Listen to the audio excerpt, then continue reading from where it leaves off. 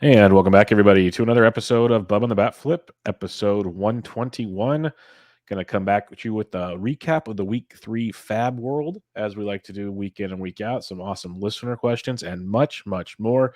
You can find myself on Twitter at BDantric and my co-host, as always, on Twitter at BatFlipCrazy. Toby, how we doing, man? Doing well, Bubba. I'm wearing my Reds hat today in honor of Tommy Pham and his revenge home runs against the San Diego Padres. The Padres may be destroying the Reds, and I haven't worn this Reds hat for a long time because of the way they acted in free agency and just with trading all their talent. But I will wear a Reds hat for Tommy Pham's 2 home runs against the Padres. I don't get why they keep on booing him in San Diego. Did he say something mean to them, or He must have. I don't know the story there either. I thought he was a pretty quiet dude, but I don't know. Maybe it's because he. I have no idea. I can't tell you. It makes no sense to me at all. But he had to have done something to get the reactions. My only guess. Yeah, it says, I even see an article titled, I went to Google to find out. It says, Reds fam puzzled by boos from Padres fans. Yeah, that's a great question. Maybe they're like bummed out because he disappointed them last season. So like, screw you, fam. You cost us the postseason. I don't know. I have no idea. Yeah, none of it makes sense. It's weird. So we'll see. But let's jump in to some FAAB. Like I said, we got some listener questions. We got some fun FAAB to talk about. More closers on the move, tradition unlike any other. So we'll kick things off. For those keeping track at home or want to check, we use the online FAAB moves, the player movement page from each week. And this past week, the leader in the clubhouse added in 176 leagues for a max of 457, a min of $2, is the one, the only Hector Neris, Toby, who looks to slot into the closer's role while Presley is on the IL with the knee issue. Reports came out saying if it was a playoff game, Presley would still be pitching. But, the velocity was murky and his production wasn't overall like compelling, like great stuff and confidence from people that had him rostered. So there might be more than just a knee thing. It's like more like, hey, let's go get you fixed up and see what we got to do here. I don't know. So what's your thoughts on Hector Neris? Because I put in some money on this week. Now, I didn't break the bank because, as people should know by now, I don't do that. But I did get a couple Hector Neris shares. You're muted. I'm muted. You now you're not. Now you're good again. Oh my God, what is wrong? You're good. You're good now. I'm good now. All right. I hate to think of the listeners on the other end when they think they're going to get my beautiful voice at the other side of the mic and it just disappears. So Hector Neris, I was interested in him, but like you, was not willing to go too high. I think I was in like the mid 20s. I knew I wasn't going to get him. Part of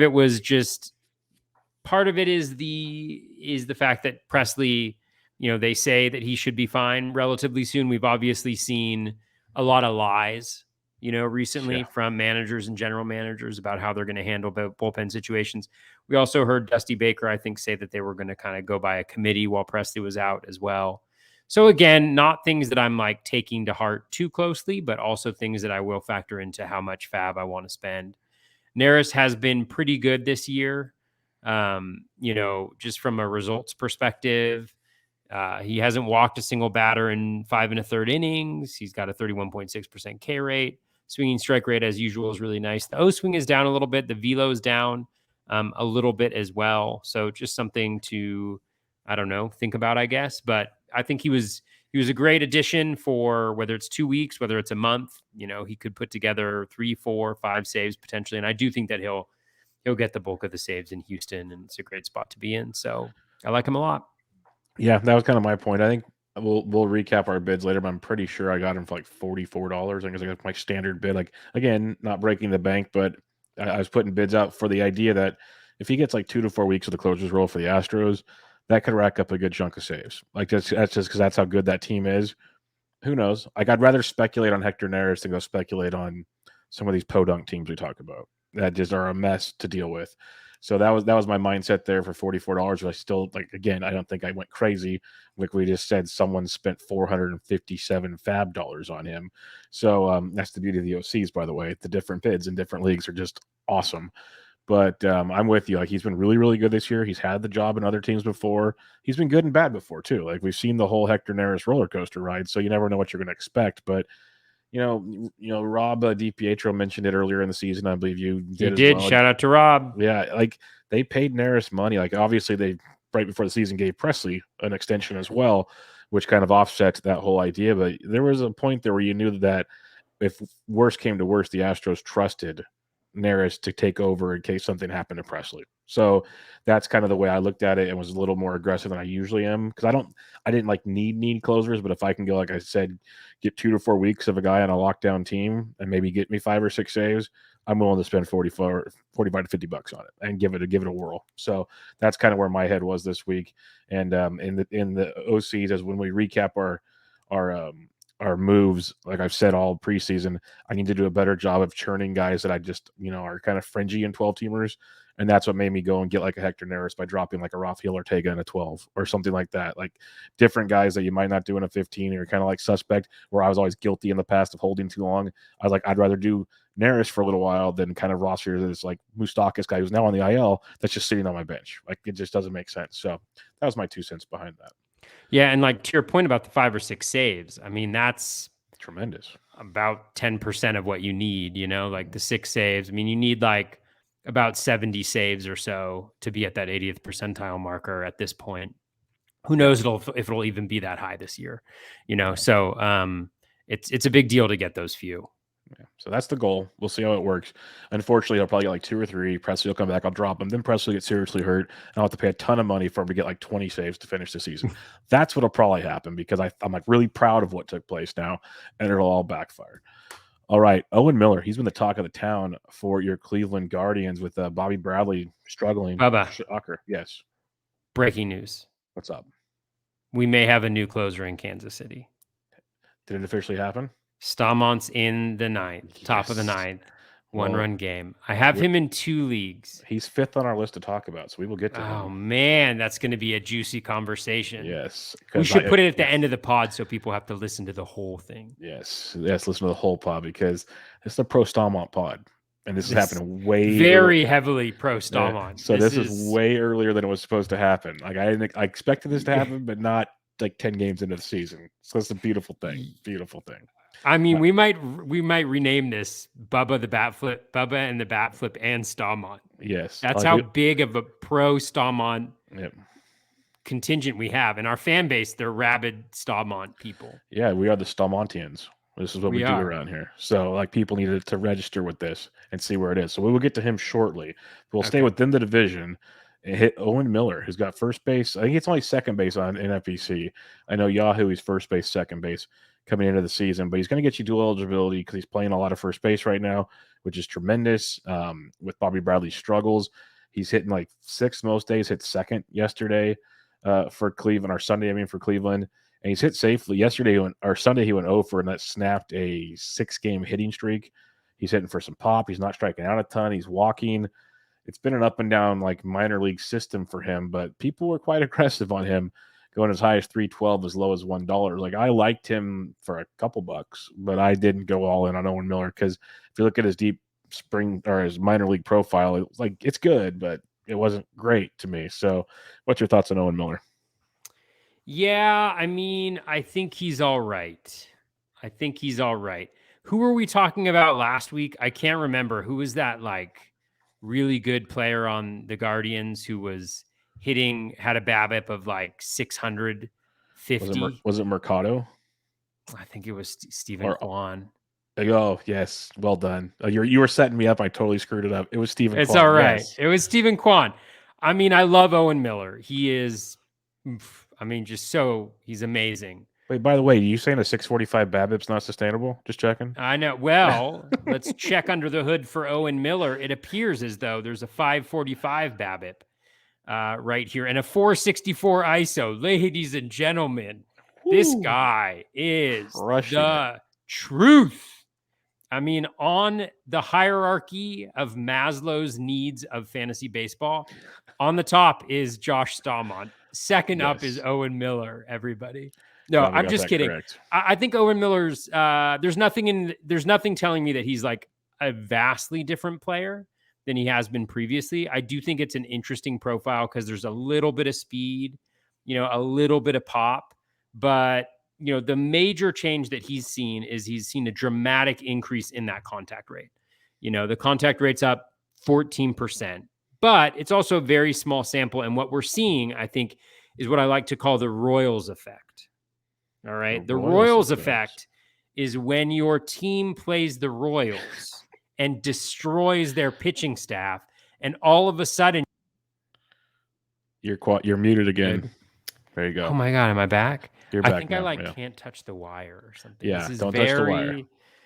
Man, I'm gonna have to invest in a new one of these, aren't I? Gosh, I'm so cheap. But no, I mean, I honestly, like, I don't know what was in the water in Cleveland, but they were just, lights out. And the major change is the contact rate. Whether that's going to stay up or not, I'm not sure. The chase rate is exactly the same. We got to see how that contact rate stabilizes. It's certainly a good thing to see, but I don't see anything that's necessarily different that I would trust at this point. Like the ground ball rate is also down considerably, which is really good. It's down about 8%. He's always been a relatively high ground ball kind of person, but the max EV is the same. The barrel rate is up, but it's not like he's destroying the ball. Like he's got 2 barrels, 8.3% barrel rate. His average is 500. He's got a 327 expected BA. So I think this is all to say it's way too early to know. I do think that he's part of like that rotation with the Guardians where he's not going to be playing every day. Like he's going to be playing like 4 out of 5, maybe something like that. And then when he starts to struggle, we'll see. And I don't think he's going to be that good. I think he's Owen Miller. Yeah. And then you hit on a lot of the things. Like I like the streak right now. And one thing it's tough because there's a question we'll have later, like how do we look at FAAB people? Do we see rolling grass and all these things? And it's like Owen Miller's been crushing it, but you don't get those stats. You don't get those when you add them. And so you got to like realize even if he has a good season, he's still going to regress pretty hard for a couple of weeks. Like there's going to be and now he's going to be on your roster for those couple of weeks. That's just the truth of it. He could finish the season hitting 275, which in this era is awesome. But to go from where he's at now to 275 might hurt a little bit. So that's like the hard part of what you're paying for with him. I thought he was worth a few dollars. If you want like the multi-position aspect of him, I thought he was better for 15s than 12s. I'll say that much, just because he's kind of more of a floor guy than a ceiling guy to me. I don't see like him jumping off the page. And you hit on a couple of big things there, but he is going to platoon. Like when Josh Naylor came back, Naylor slotted into first base and it moved Miller to second for a couple of games, and then Naylor would DH and then Miller go back to first. So that's a moving thing. Andres Jimenez, if he ever decides to hit a baseball consistently, might push him somewhere. That's like the only thing working in Miller's favor right now. So, but there is a lot of rotating parts, as you mentioned, and that'll keep because the Guardians have nothing to lose by trying to get their young guys like playing time if they're playing well, but they have so many young guys to move around that if they're playing poorly, they're going to try other guys. So it's just a weird dichotomy in Cleveland that you have to deal with outside of like Ahmed Rosario and J-Ram. Like everybody else is kind of up for debate right now, and that's where things go. So running wise he's hot, I guess, but like I think my bids were maybe like $15. Like I really wasn't throwing a lot out there, and it was only in leagues like where I had Javi Baez. I'm like, I could use a second baseman for like 2 weeks. Like that was about it. It wasn't like, hey, I have to have this guy. So it was one of those scenarios. Lockdown closer Josh Stamon. Did he get it? He got it. Okay. There's a runner on first last time I checked. I think he walked a guy.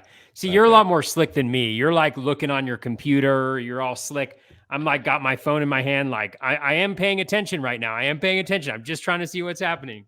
I can't do that. It's all good. That's what we're here for. I'll drive the ship. You bring the knowledge. This is how it works. The you next bring some ad, knowledge too, Bubba. Yeah, once in a while. The next ad was one where our friend Toby here was ahead of the curve last week. Well, and yeah, I thought I was ahead of the curve. He was super nervous of being ahead of the curve because he didn't feel super confident about it. But now Hansel Robles maybe the guy. He got picked up in 139 leagues, max bid of 139, low of $1. Barnes, it's been weird there because it's like he's got the back issues, but now they're saying he's healthy enough to close, but he's not closing, but he might close. It's all over the board, Toby. And Hansel hasn't pitched since the 13th when he got a save. He pitched today, though. Okay, good. Okay, that's a start. He got a win, Bubba. He got a win, but he also pitched the 7th and the 8th. 1.2 innings of the cleanest baseball you have ever seen. Like, I Which looked at his box score. those words don't usually come in a Hansel Robles sentence Oh, either. So that's very never. important. Yeah. Never. So how confident are you in this closer spread? But then again, you got him for a lot cheaper than people did this past week. I mean, Garrett Whitlock came in and pitched an inning. Like, I mean, if I had to choose between Garrett Whitlock and Hansel Robles, I'd go with Garrett Whitlock 100 times out of 100. Yeah, I mean, I love me some Whitlock. let's be honest, but since we're here, I mean, I do have Hansel Robles starting on like 37 different teams, and he got a win today. So that's big. That's a bonus. That's a bonus for sure. So yeah, I mean, I was feeling a lot better on Sunday, you know, as I was seeing other people bid him up, and I had him on all of my teams. Every single team I got him for $8. Very consistent. But I don't know. I mean, it's a little bit of a mess. I think there will probably be some mixing and matching. I feel like they've got a few arms that are pitching well. They've got Robles who's pitching well. They've got Diekman who's pitching well. They've got Whitlock who's pitching well. So why kind of mess with it? Just kind of roll with the punches. Whitlock's really good. I mean, no doubt. And I don't have any of him because I thought that they were going to start him out as a starter, or then he was going to be a middle. But who knew that he could just throw like 4 innings of perfect baseball and get a save or a win, you know, whenever he wanted to. So I don't feel as great about Hansel after today. I still think he'll probably be in the mix for saves, but I really wanted to get a situation where a guy was the guy, and that doesn't look like it's going to happen. So a little disappointing, but I still love him. He's on the hierarchy of Maslow's need for fantasy baseball for sure. Hierarchy of Toby's gift log too. It's totally there. Like, it's definitely so hot. I was super conflicted today. Like, he got a win. Like, do I post it? Do I post that and just say, hey, cut me some slack? Yeah. You know, like the rest of my pitching staffs just are god awful. Like every day it's somebody. It's like Garrett Cole today. It's like, I'll walk the five Tigers. Tigers in 1 2/3. All right. Like, you be you know, but it's a bad deal there. Well, it's a whole nother podcast. Whole nother podcast right there to break down that.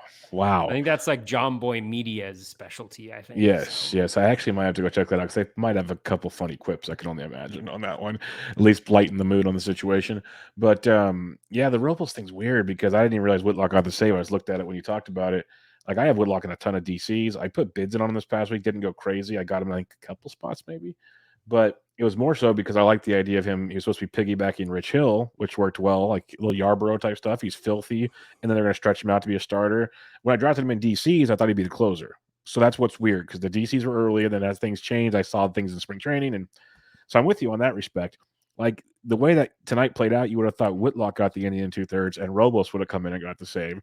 So that was bizarre. And then Whitlock was supposed to potentially start tomorrow, but that's not. I don't know. Go Boston. Go. Oh, he was supposed to start tomorrow? Potentially, because they're moving pieces around. They're doing all kinds of stuff. But I think that's because Houck isn't vaccinated. They're trying to mess with the rotation, so they don't need him in Toronto. So I think it was just pure speculation on how they would do it. Because that's next week, and his spot in the rotation comes up next week in Toronto. So then Whitlock would start for sure. They're trying to move things around, I guess, but apparently not. Apparently not. But by the way, I've been doing a lot of Googling of Red Sox vaccination status. A lot of people have. Rob Eovaldi's Silver tweeted. Eovaldi's good. Good. Rob Silver tweeted something out the other day. I don't know if it had everybody's, but it had a couple guys for sure that weren't. So that at least. Oh, really? Who was it? It was Houck and. Houck was one. I want to say Plawecki, which shouldn't matter. But then again, Christian Vasquez is on the IL. Is he injured? Was Christian Vasquez just on the IL? Is Plawecki hurt too? That wouldn't surprise me. Was it Plawecki? That shows you how much I care about. Yeah, because Connor Wong started today. Yeah. So it's going to be interesting because like the whole A's thing with Puck and them when they went in there, and so keep an eye on that fun stuff, folks. If it wasn't fun enough already, you got that going for you. But enough Hansel Robles talk. Let's get to Taylor Ward. Picked up in 129 leagues, not Tyler Ward, Taylor Ward. Max of 221, low of $2, and this one shocked me a bit, folks. Like, I get what you saw from Taylor Ward, like, back in 2019, 27 homers, 11 stolen bases. The hype train was flowing, but we really haven't seen it consistently. Came up, hit a home run on Saturday. just another outfielder in Anaheim to me. But tell me I'm missing something. What's the deal with Taylor Ward that everyone was so giddy about? Yeah, I mean, I can see it. I was in on him. My bids ranged from like, $5. Not really, because I don't bid in fives or tens. But it was like range between $5. I think the highest I had in him for him was like $63. But I got beat out every single place. I can definitely see it. I mean, he's coming into the Angels. He's going to play every day, Joe Madden says. He's going to play in the middle of the lineup. The skills are actually decent. I mean, if you look at, I'll look it up right now just so that I can tell you all. If you look at him, he's a pretty solid all around guy. I mean, the O swing for his career is at 26.8%. It's really good. His overall contact rate is at 75.7%. But there's kind of an anomaly in there, a 61.2% contact rate. Every other year, he's been better than league average at contact. The hard hit has been decent. Decent like from the hard hit perspective. But if you look at his barrel rates, career at 8.6%. So he has close to, I think, 600 plate appearances. He has 548 plate appearances. He's got 16 home runs. He's got 6 steals. But he's got 29 barrels. So you're looking more at like kind of 21 home run power, maybe like 20 to 25 and 600 plate appearances. And then with the speed, I think it was influenced a little bit, recency bias of him stealing a base and hitting a jack over the weekend. But I could definitely see it, especially where he's going to be in that lineup playing every day. There's not a lot of hitting on the wire so far this year. It's been rough. So I can see where people were going with it. I didn't want to go that extreme, but I can see why you would do like a triple digit bid for him. If you needed outfield and you kind of just saw like, hey, here's an everyday player hitting the middle of the Angels lineup who is decently skilled. My question is, how do we know he's an everyday player? Like Joe Adell went 3 for 4 tonight. Brandon Marsh is swinging a decent bat. Is it because Trout's hurt? Is that what we're saying everyday player for? Joe Madden said he's an everyday player. Do we believe Joe Madden now? I mean, that's why I was curious. He walked a guy with the base. He intentionally walked Corey Seager with the bases loaded, and down one run back-to-back times last night. He has no reason to lie. He's an open book. Okay, I'm just curious. There's a lot of moving parts there in that outfield. That's why it's hard for me to trust. Like I was ready to. You're just a Joe Adell fan, Bubba. I am, and it's like it's so frustrating because his strikeout rate is horrible, but his hard contact rate, his barrel rates, like everything about him is phenomenal. 3 hits tonight. Like I feel like if he can just figure out a breaking ball, which is tough to do, very tough to do, because that's what's crushing him. If he can figure out how to hit a breaking ball or at least lay off a breaking ball, that kid's so talented. Like the sky's the limit for him. I'm scared that I even tweeted it out. I'm like, this is going to be the guy this year that I'm finally gonna have to drop, and he's gonna just have him. Like I always have my Matt Carpenter flashbacks. This is going to be my Matt Carpenter this year, and it's going to be terrifying. So, but we'll see. We'll see what happens. It's like I can't quit him yet. And who you know who else we can't quit? Josh Stallmont. Oh my god, he was added in 108 leagues. He got today. So good. God. So hey, everybody, not safe for work. If you guys need to like change this real quick. Oh man, not Josh safe Stallmont. For work for sure. Yeah, high of 249, low of 1, and it kind of started twisting this way over the weekend. It was kind of a beautiful thing for those that have been wondering. But he got the save tonight, as Toby has mentioned, but he also got a save 2 days ago on Sunday, which kind of got the ball rolling. He's been outstanding this year. And I said in the preseason that this was one of my late targets in DCs because he talked about the COVID issues he had last spring that really messed with his velo and his just overall production last year. And you could see it getting better as the season went on. And he was supposed to be the closer at one point in time. That was just pure speculating on him. And I was not a Barlow believer. And so far, so good. So thoughts on Josh Stallmont? I mean, speculate away, Bubba. Speculate away. I mean, Josh Stallmont, let me read you his line from today, okay? Read away. 1 inning pitched, 0 hits, 0 runs, 0 earned runs, 1 walk, 1 K, 13 in pitches, and a save. That's pretty good. I mean, that is just overwhelming. I don't even know what to say. I've never seen a save quite like that save that It was I just beautiful. witnessed watching my phone. Just looking at the little numbers on my phone and the updates, No, I mean, I think it's really interesting. I mean, how our brains operate around these closer situation. Mhm. Like literally I saw that Barlow was in the 7th and the 8th. And then I saw Stamont come in, and then he shut the door, and he looked dominant against the Tigers. I mean, Twins. ask Garrett Cole if the Tigers are easy, Oh, right? Sunday I night. mean, Sorry. Yeah. yeah. And but it was just the way he reacted when he got that save. He was so pumped up that I was like, I threw everything away. I threw everything out, like all of the analytics, all the usage, all the leverage, everything. And I was He like, went Bubba on his bids. He went full like he got rid of the Toby method and went Bubba, just like he's gonna go crazy here. I didn't get that aggressive, but I was like, Josh Stamont wants to be the closer. He wants the job badly. He wants it. He's showing them. He's fired up. He's got the attitude. Everything from a qualitative perspective told me that Josh Stamont was going to be the closer of the Kansas City Royals. Now, in my bids, I got him in a couple places. I got him in one main, I think, which is fantastic.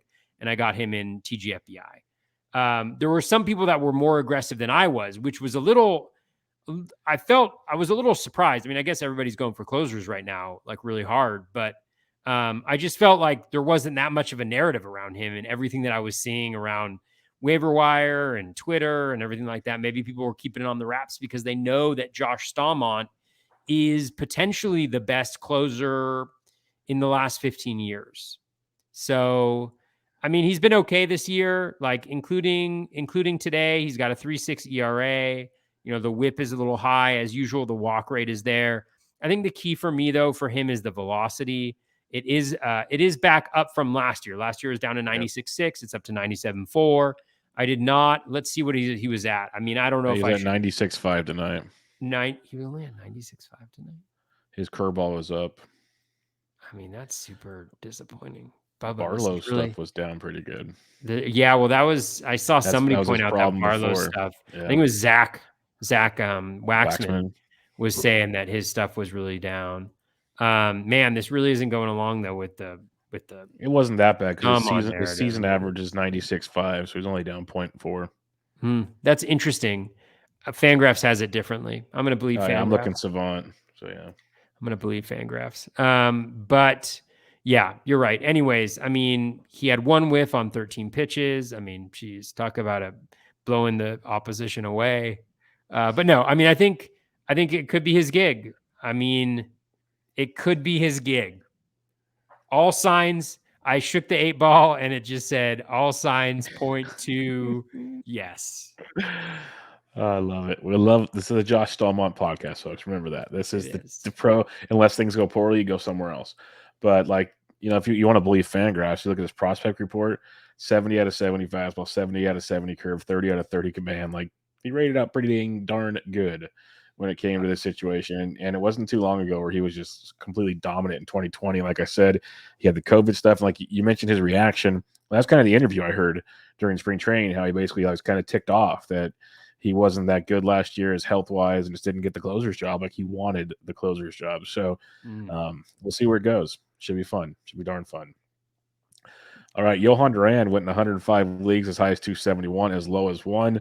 The hype train went big on last week's FAAB. I think a lot of people are like, oh, man, he's still available in our leagues. Let's go crazy for Johan Duran. And it's been an interesting ride with him. Like, he's not getting the saves. He even got hit around a little bit last week from time to time, but tons of strikeouts. He's got great electric stuff, but they're not really using him in the closer's role yet. So I'm kind of torn on what to do with him. Like, he's great, but like if Whitlock is out there and Duran's out there, I wanted Whitlock. It was tough for me to go after Duran. I agree his stuff's awesome. I just don't know what Baldelli's going to do there. So what's your thoughts on Duran? Yeah, I mean, I think this is mostly 12s. He was gone in most of my leagues. I'm not really interested because, I mean, the skills are off the charts, but I don't think he's got the role. I know he's got I haven't one. Seen the role at all. I think they had him in there with like a 4-run lead or something like that. I mean, the O swing's like 42%, the Z contact 63%. It's silly, 21.2% swinging strike rate. Like he's getting hit around a little bit. He's already given up 2 home runs already. 364 BABIP. So he's been unlucky. K- walk is 34.6%. I mean, he's absolutely filthy. I felt a little bad. I felt like I was cherry picking last week when I kind of was a little bit critical on him. He's even generates quite a few ground balls, 54%. So he's really, really, really good. I just don't think any of the usage in Minnesota points to him being the guy on a regular basis and a regular enough basis for me to care. I'm hoping it's Emilio Pagan. I picked him up in a number of places. I was surprised that I got him for like $20 or something like that. And he didn't pitch today. Duffy got hit around today. So yeah, we'll see what ends up happening. Pagan's the guy I would have targeted 100%. I talked about it usually with you or someone else that's where I would go. He'd be a cheaper acquisition than the other guys in your FAAB.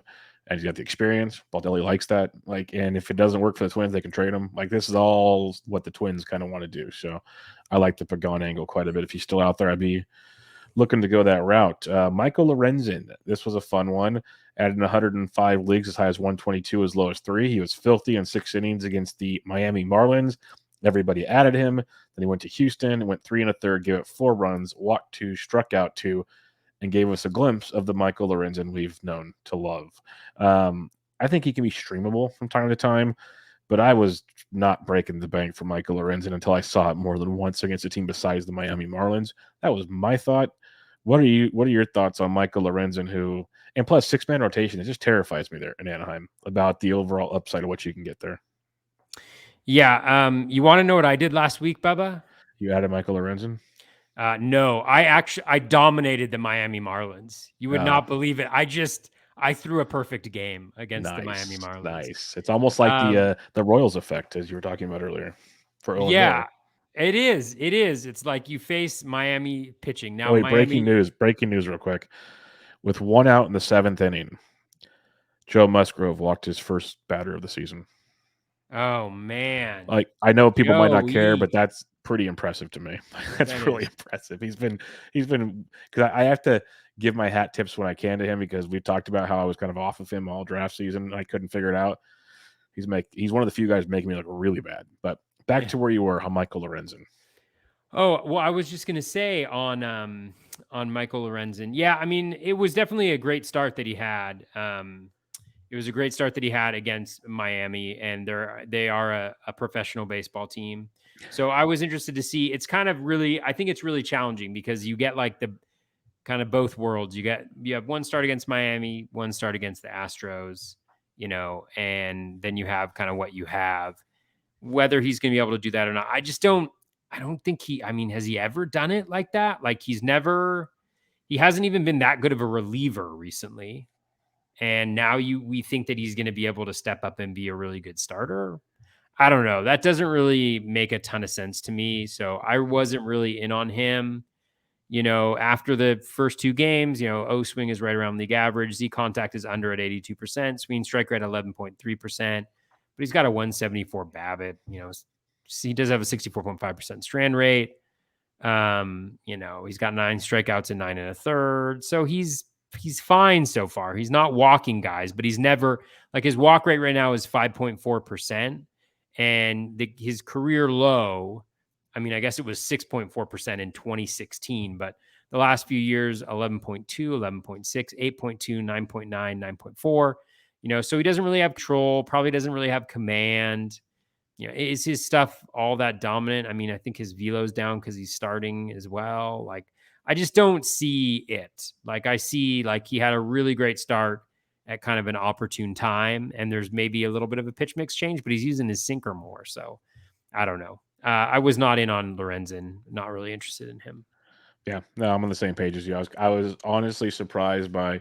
I honestly haven't been on Twitter a ton at all. Like the last week, I've just been kind of doing my thing, popping in and out. But when I was checking in on Sunday to seeing the love people were spreading for Michael Lorenzen for FAAB, I was just like, did I miss something? Like, what's going on here? So I dug in a little bit as I was like, I did my FAAB before, like, because it's Easter, right? I had family stuff, and it was one of those days we talked about in seasons past. People have asked questions.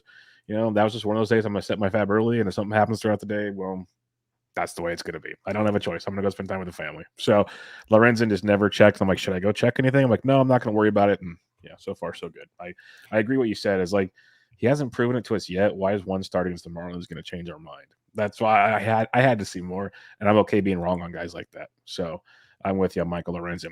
This next guy, this is a tough one for me. Mackenzie Gore, added in 103 leagues, as high as 357, as low as 15. I got him in a few leagues. I did for like $91, and I have mixed emotions on this. Very mixed emotions. It's like I'll talk about it in a minute. I'll give my 2 cents on this, but what's your thoughts on Mackenzie Gore? Because he was a hot commodity. We know the prospect pedigree. We saw what he did in his spring training. We saw what he did in his first minor league start. It's an interesting one. So what's your thoughts on Mackenzie Gore? Yeah. You can break my heart. It's okay. I'm totally torn on hit right now. Yeah. I mean, I can see all the reasons, right? I mean, he does have that great prospect pedigree. You know, he taps into that somehow. I mean, all is good. I'm just not sure if we've seen it quite yet. And he also had a really nice spring as well. I think my major questions are, number one, there are skill questions, and number two, there are questions about, how long he's going to be up and how long he's going to be the starting pitcher there.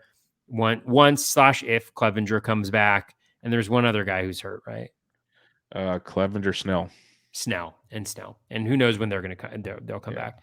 So those are my questions. I mean, he didn't look great in his first start. I know it was decent, but swinging strike rate at 6.8%, O swing at 23.8. Again, this is one start. So, but this is what we have to go from. 92.6 Z contact, 5% K minus walk. He had a 15% K rate, 10% walk rate.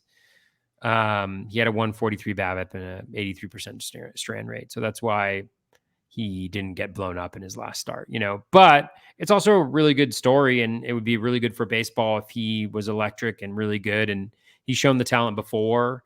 I'm just not sure if we are going to see it, but you have to bid now if you want to see. Exactly. And that was the conundrum, because I agree pretty much with everything you just said there. And that's where I'm like torn, because for me, it's like, okay, we can, like, people spent a ton on Michael Lorenzen, for instance. I'd rather spend that kind of money potentially on Mackenzie Gore, that if he sticks, it's because he's showing that talent we know and that's a game changer. Now, he could be back down when those guys return from the IL, like you said, and that could be like a big bummer as well.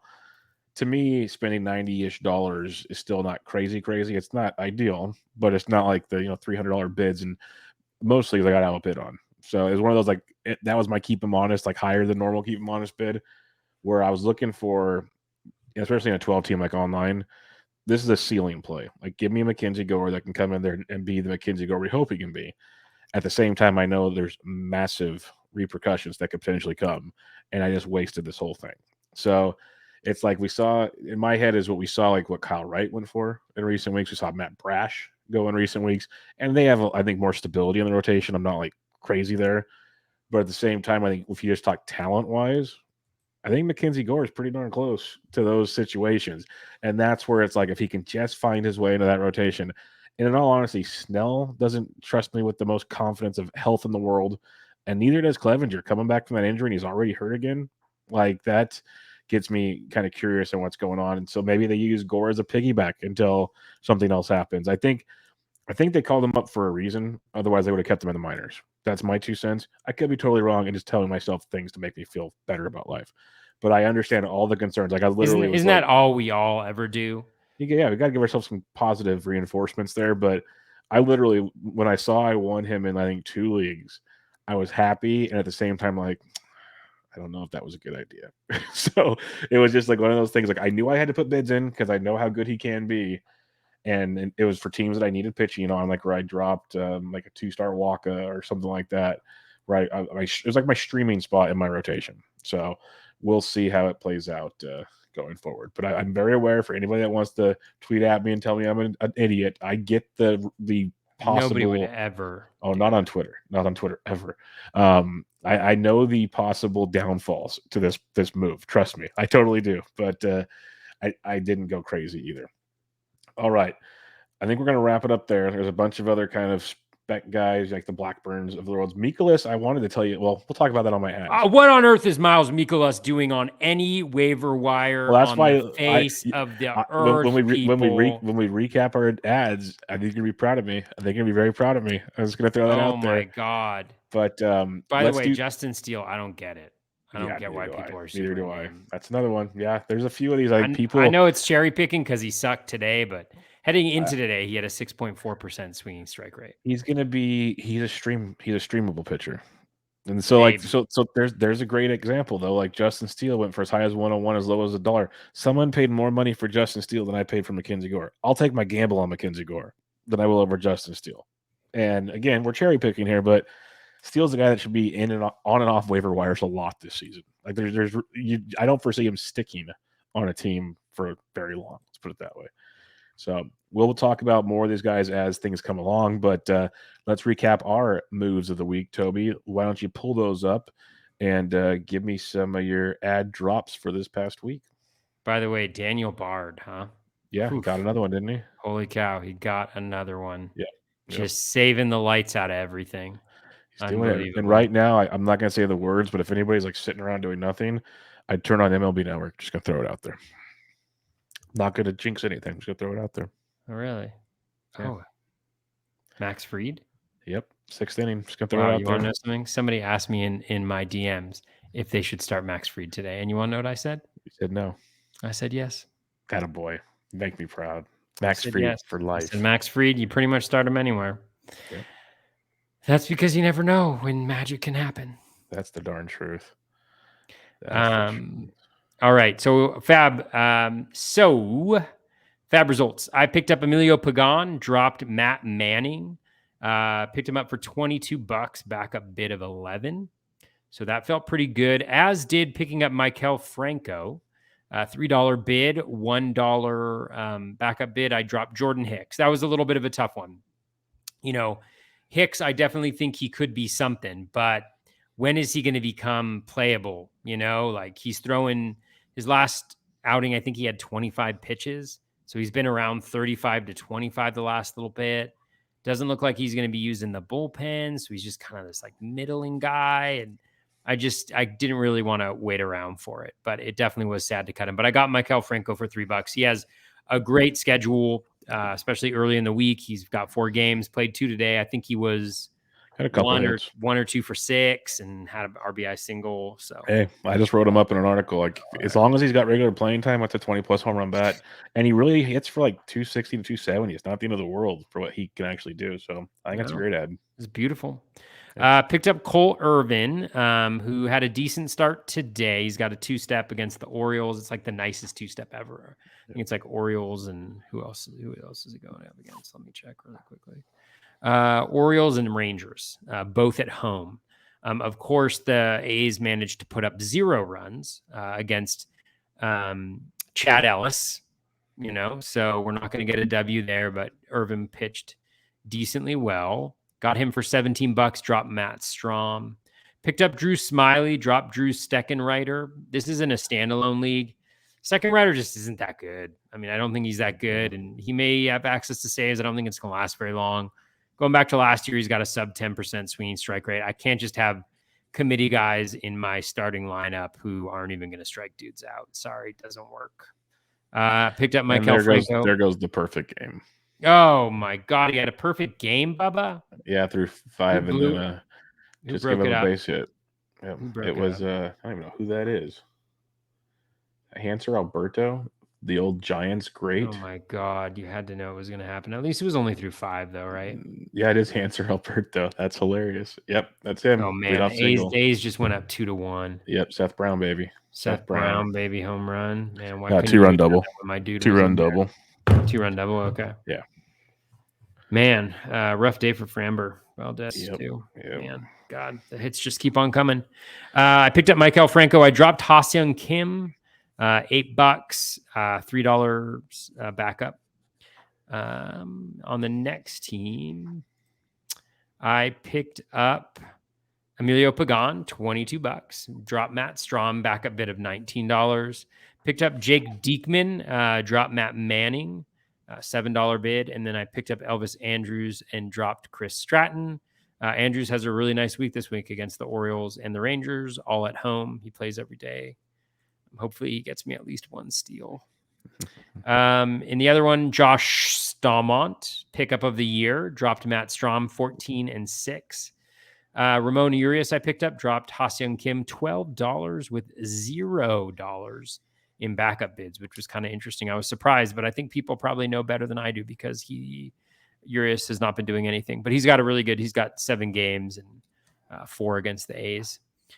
Picked up Hansel Robles in my OC, dropped Matt Strom, $28 bid, $24 runner up. Picked up Jake Diekman at $4, dropped a $1 backup bid, dropped Elisier Hernandez. And then in TGFBI, it was Josh Stalmont without a backup bid. What a lazy league. What a lazy league. No backup bid and a 15 for Josh Stalmont. No backup bid. Come on, guys. Jonah Heim, picked him up because I have Danny Jansen on that team. In most of my leagues, I just have Jansen just occupying the spot right now. But dropped Chris Stratton, $2, no backup bid.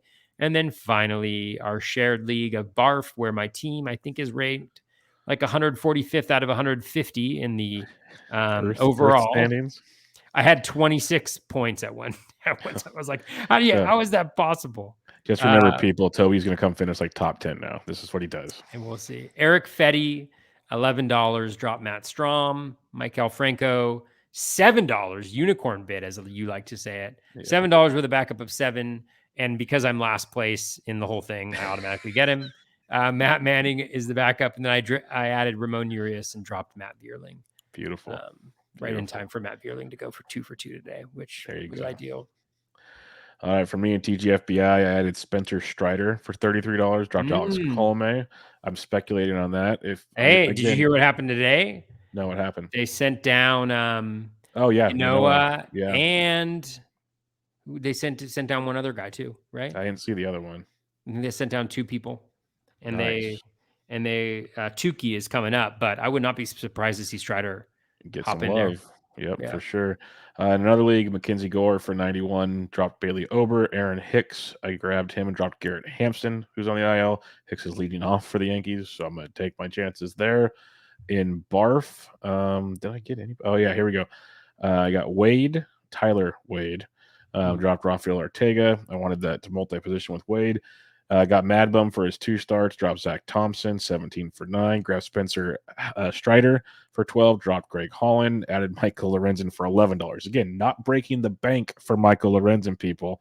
And the backup bid was $11, so I won the unicorn bid there. Dropped Alex Colome.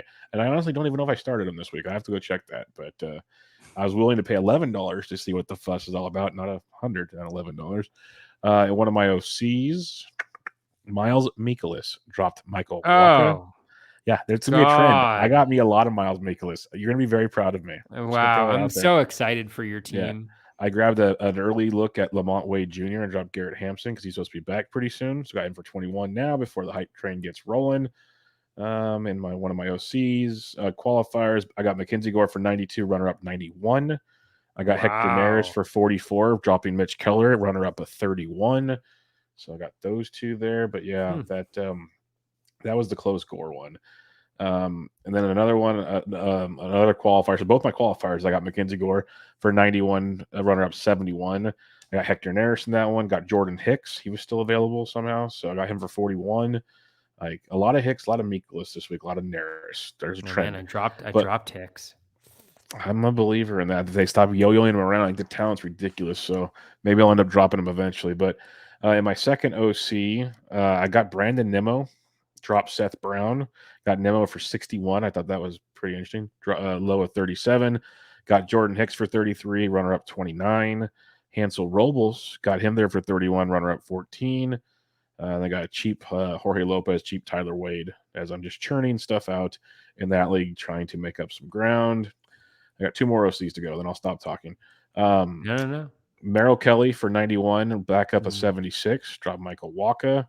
Added Kyle Gibson, did not start him this week. He has 2 great matchups next week. Grabbed him for $31. Nice. No I run. love that. I love that 1 week before bid. Yep, no runner-up bid. Got him for 31. I thought people would be paying attention more. I guess I should. They must have just saw Coors and moved on. But dropped Greg Holland and grabbed Miles Mikolas for $26. Runner-up of 6. And he's got, I believe, got 2 nice ones next week too. I did a lot of that speculating. Like, I'm not going to break the bank for you guys. Let me get some other dudes. In my last OC, Merrill Kelly for 81, runner-up only 24 in this one. Dropped Waka, who I'll probably stream off and on all season. I think he's good in the 2-start weeks, but it's tough to pitch him just one game a week. Grabbed Hector Neris for 44, runner-up 26, and that was it. So got me a few Mikolas shares, got me some early Gibson one, lots of Neris, some Hicks. There's always a trend, it seems like, when we make moves. We got our guys we're targeting, and I did drop a handful of Pavetta this week. I just wasn't going to play that. He seems to be more streamable for me right now, which was hard to do because the robot's big on Pavetta this year, and it's only a few starts. But again, in an OC, I'd rather put Mikolas or Merrill Kelly there for now on a 2-start than Pavetta. So we'll see if that backfires. That's going to be a fun one. I believe Pavetta pitches Wednesday against Toronto. Yeah, so he's that'll got be Toronto, and then next week, a tough schedule. What do we have? I think at Toronto. Next week he'll be it's a tough Toronto. I can potentially add him next week for like $2 probably. At Toronto, and then but then he's got the Orioles. Yeah, that's why. God, they do that. They do that to us. Yeah, you add him next week for cheap, right? Like if somehow maybe Jordan Hicks gets just shoved into the 7th inning role, drop Hicks, grab Pavetta for like $3, we're back at it. That's the fun of this game, isn't it, Toby? So much fun. Sure. Just the constant flipping stuff around. But that's one thing I try to do is what we talk about, that RotoWire starting pitcher grid. I almost focus more on the next week's line than the week we're on. That's just something I do to try. Does it work every time? Heck no. But like the Waka thing worked pretty well when I told you I was drafting him with my 30th pick, or I grabbed him in first FAABs.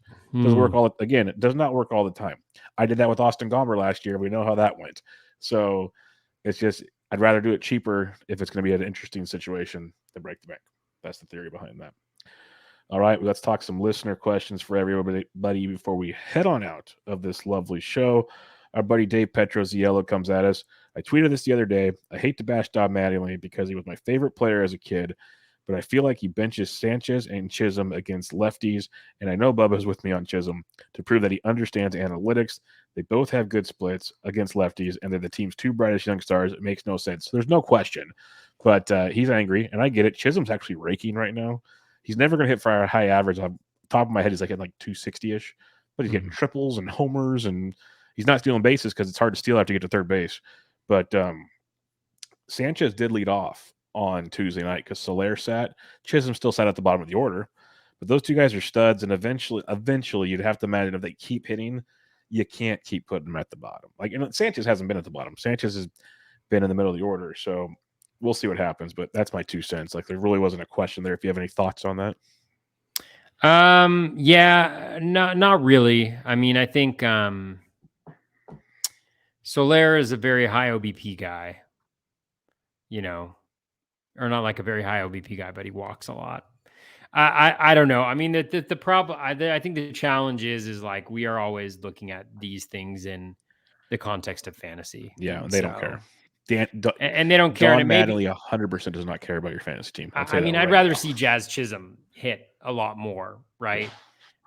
So it probably doesn't make sense from a baseball perspective either. I don't know, but yeah, it's tough. It's like we all want Kyle Tucker to hit higher up in the lineup, but I'm just glad for now that Chisholm, he's been more consistently playing. It was like that first week he was getting platoons. Maybe that was just to let that one go. Because I remember Craig Mish tweeted out the first time Chisholm got benched, and Chisholm was in the dugout retweeting people's like negative. It was pretty funny. And I thought that was going to get him like kicked off the team the way Don Mattingly works. I'm like, Chisholm, stop it. But Mish tweeted out when that was all going down to kind of like calm us down fantasy-wise, that Don Mattingly makes it a point every year to get every player in at least 1 start for the opening series. So that was kind of his way of doing it. Like, hey, lefty's on the mound, let's get Birdie out there. We haven't really seen a whole lot of that since. So crossing my fingers. Now, higher in the order would be great, but just keep playing every day. I'll live with that for now. Ryan Roof, our good buddy from RotoWire, asks, I dropped Bryson Stott in one of my OCs to pick up Manny Margot. He had some good lefty matchups this week, as I had good middle infield depth already with Brandon Lau, Ahmed Rosario, and Jeremy Pena. I feel like it was the right move, but one that could eventually come back to bite me. Did I make a mistake dropping him in a 12? The only thing I would say is it's tough to drop him with the Coors series coming up, but he didn't even start today. He pinch hit, didn't do anything. And he hasn't had a hit since the first game of the season where he went 2 for 4. Or no, he had a hit in the 13th. He has 2 games with hits, otherwise nothing. It's been rough for Bryson Stott. Like, so much so that Baum is getting more playing time. And if Baum, I think, had regular good defensive skills, Stott would be in the minor leagues right now. That's my 2 cents. Yeah, I don't think you made a mistake, especially in a 12. Yeah. I think he's a dime a dozen. Those are the tough And moves honestly, you just got to do. That's just the way it works. Yeah, and the rookies have been awful. Like almost every single one except for Jeremy Pena has been horrible. Julio got his 3rd steal tonight. He did, He's for sure. Starting to at least get on, and he's getting squeezed. I'll give that much. If you've probably seen those tweets about those are some bad deals. They are. I mean, the thing is, like Julio, when you looked at his projection for 600 plate appearances, he was like 2010. Yeah, that's something. Like Stott is like 12-8, and like in a 12, you just stream Manny Margot against a bunch of lefties, and is the right move. You're fine. Yeah. Good job, Roof. Good job. Richard Sands, our buddy, asks, in a FAAB league with a 7-man bench, no IL, sounds like an FPC. Would you pick up Chris Sale even if you have some lesser guys on the IL already? If so, how much would you bid on him? This is a fun one because, like, I have Sale in a couple leagues, and I'm debating dropping him or not, even though I know how much that'll pain me, and I know he's available in other leagues. So, how are you handling Chris Sale right now? What is it? Estimated return is June. He got put on the 60 day, so that's why it's tricky. Like, I still want to just drop him and pick him up in like 4 weeks, but I'm not the only one that's got that mindset. That's the problem. I think that the challenge is, I think a lot of it depends on what your bench and your roster looks like. Like he said, he's got some guys that are less than Sale already on the ILs, on his bench. Yeah, don't do it. I wouldn't do it then because it gets really, really tight quickly. You really have just that one guy that you can have. Like I drafted Ramon Laureano in one league, and that was only because I knew like this wasn't injury related. It was, he's going to be back in 27 days or 27 games, and he's back and he's in there. And so there's like knowledge. Chris Sale has to come back. He has to come back healthy, and then he has got to rehab still too. And that kind of setbacks. Like there's a lot that can take place there for sure. And so, yeah, I mean, it'd be great to be able to do that, but I think you'll lose a lot by not having flexibility.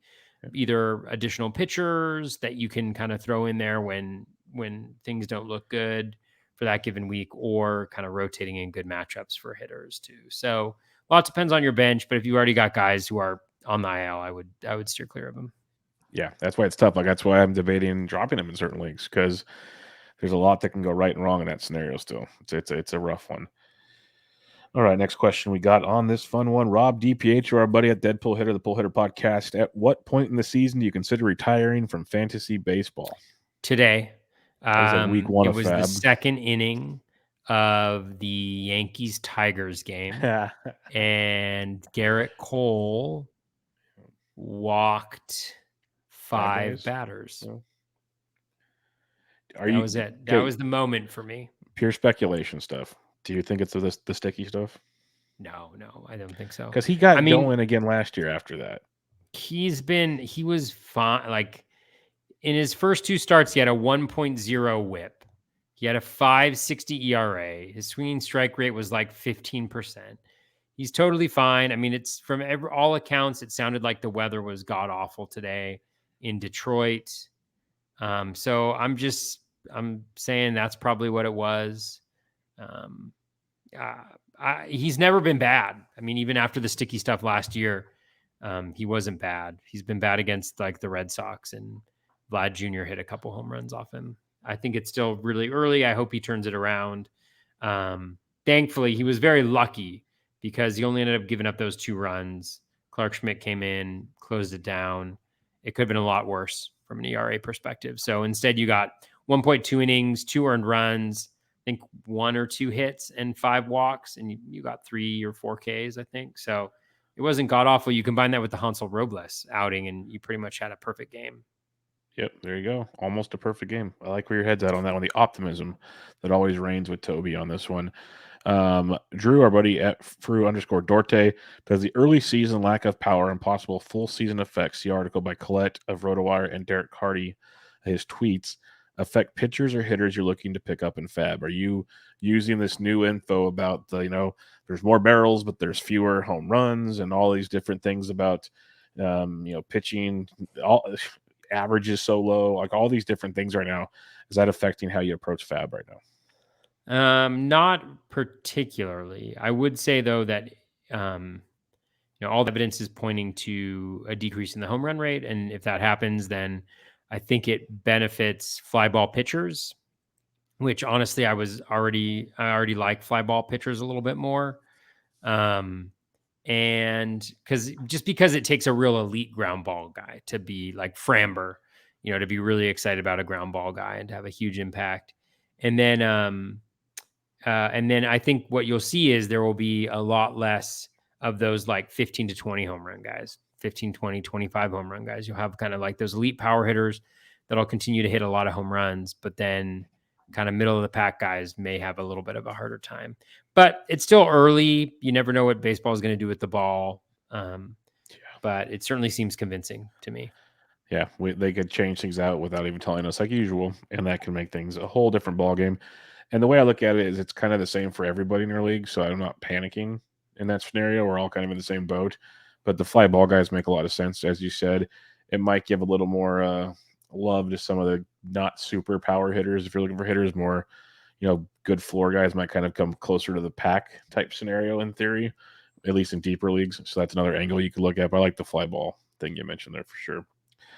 Johnny L, MLB Moving Averages, says batting averages are so bad right now. Where do you think the 80th percentile will fall by season's end? Oh, God, I don't know. It was 257. No. 257, 258, 261. I can't remember. I haven't looked at my spreadsheets in such a long time. Probably in the high 250s would be my guess. I mean, it's early. It's still early, and it's been abnormally cold. Yeah. And, I mean, Cardi, I didn't read Jason Collette's article, but Cardi factored all that stuff in. So, but just in terms of batting average, like, I don't know. It's still early. I think pitchers have the advantage, except for the pitchers that are on my team, apparently. But yeah, it's tough. Like you look at the Reds lineup today, and there's one hitter hitting above 200. Yep. It's bad. And you look how much I look for DFS purposes. You see how much they strike out right now. It's Baltimore Orioles-esque. It's good stuff. Andy Splinter asks, what's your process for doing FAAB? Do you check a player's at bats or innings pitched? Do you look at rolling graphs, something else?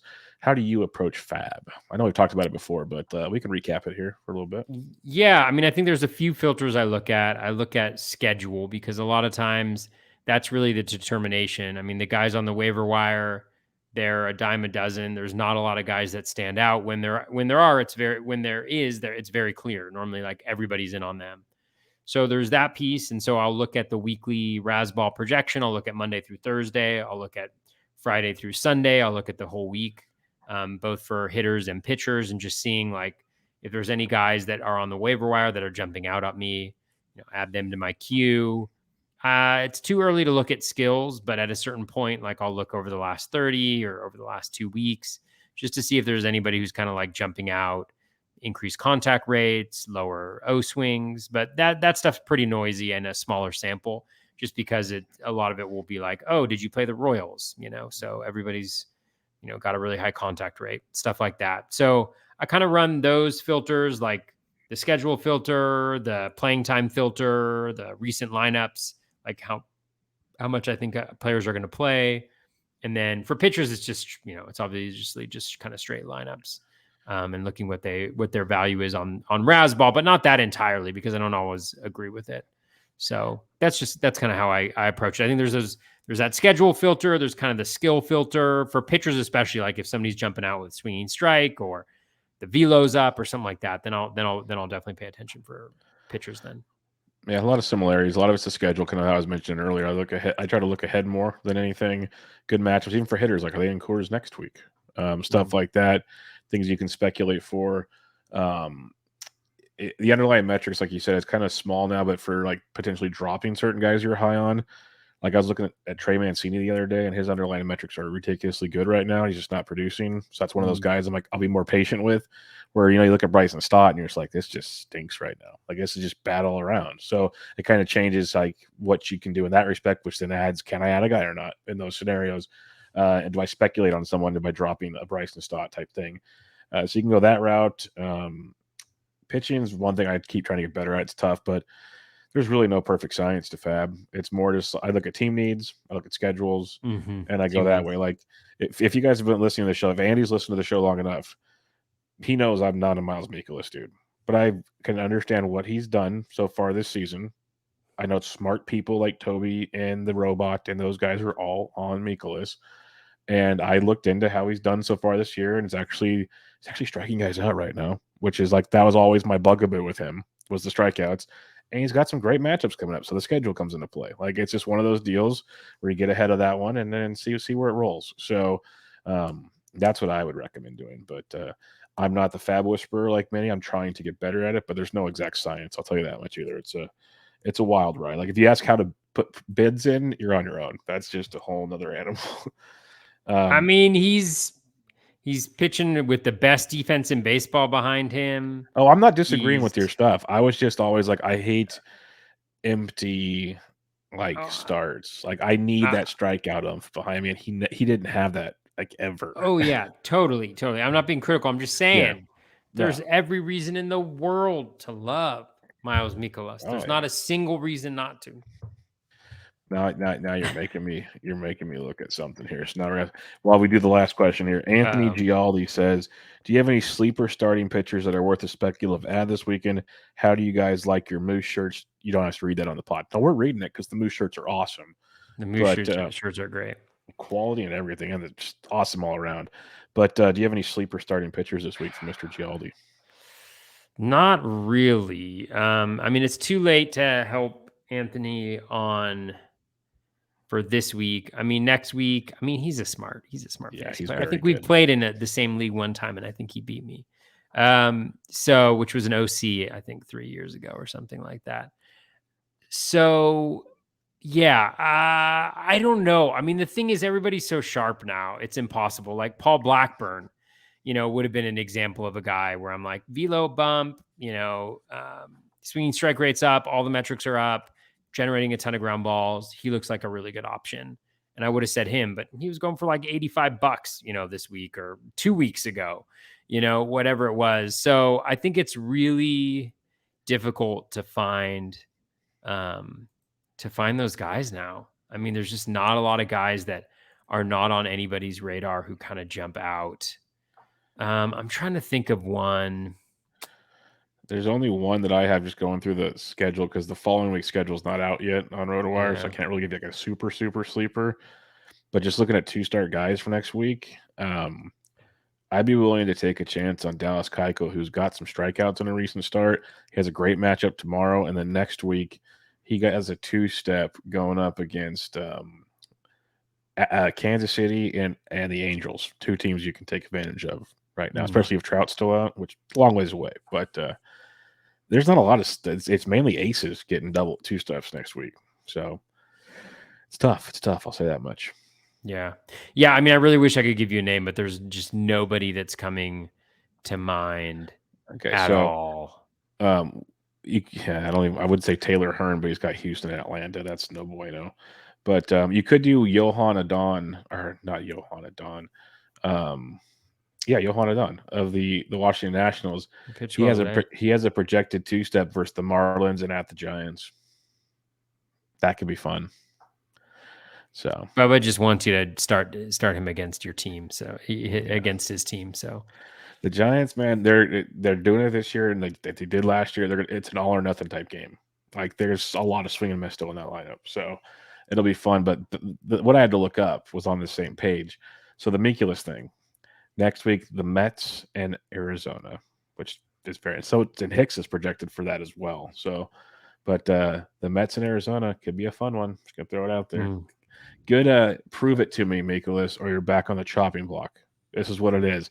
And then it'll make the following week's show with Toby a lot of fun. No, I was kidding.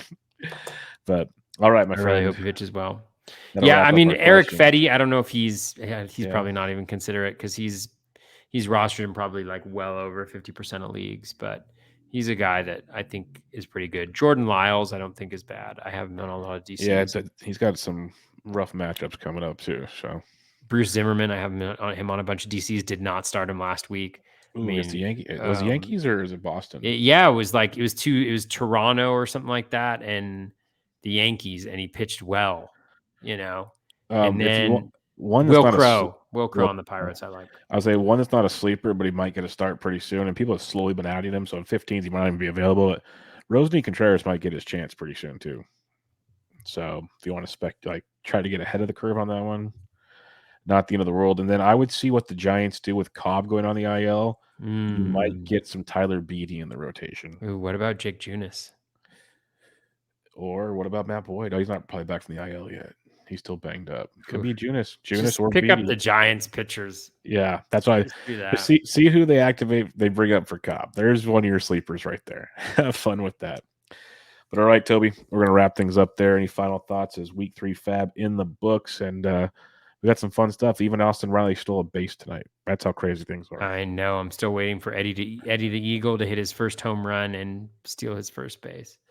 Nope. Just keep on pressing on. We're still very, very early. It's not even May. And I'm telling myself that because my teams are disappointing so far. Yeah. It's patience. Is I get so many DMs about this, that, and the other. I'm like, guys, just chill. It's okay. Like someone asked if they should drop Whit Merrifield. I'm like, no, you should not. Please do not. Unless you want to be in a league with me. Unless you're in the unless you're in my league. Please don't. So yeah, just be patient. I know it's tough, but be patient. Long season. It's not football. Long season. And on that note, we'll wrap it up here. Make sure you guys follow Toby on the Twitter at BatFlipCrazy. I'm at BD We'll be back with you guys next week with your Week 4 FAAB recap and much, much more. But this was Bubba and the BatFlip, episode 121. Catch you guys next time.